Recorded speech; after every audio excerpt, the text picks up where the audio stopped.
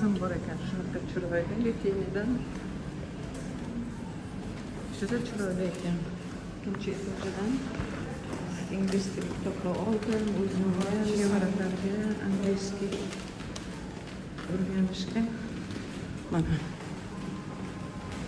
kitoblarni yaxshi ko'raman.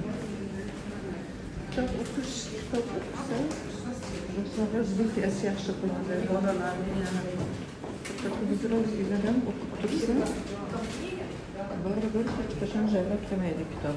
Biz kitob o'qib katta bo'lganmiz. To'g'risini aytsam.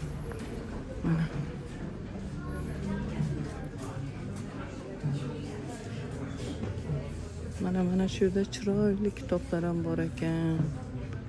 Frank Herbert kitoblar bor ekan. Mana shunaqa azizlarim, bog'chasiga dokumentlarni topshirdim. Endi ishga ketyapman. Kitob ko'rsam kiraman baribir. Bir ikkita kitob oldim. Sog' bo'linglar.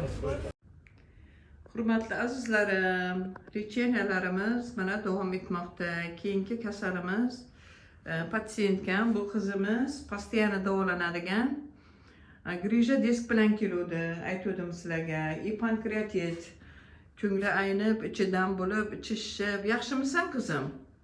Yaxshi, rahmat. Yaxshisan? Olmadim.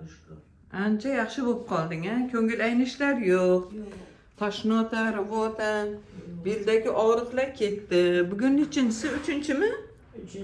3-chi kapelnitsa. Judayam o'zini sostoyaniyasi yaxshi. O'zini yaxshi his qilmoqda, azizlarim. Pankreatit, xolesistit, например, gepatit, любой kasalliklar bo'lsa, ichki kasalliklar bo'lsa, bemalol kelishlaring mumkin, azizlarim. Sizlarga sog'lik, salomatlik, я всех люблю, xizmatingizdaman, azizlarim.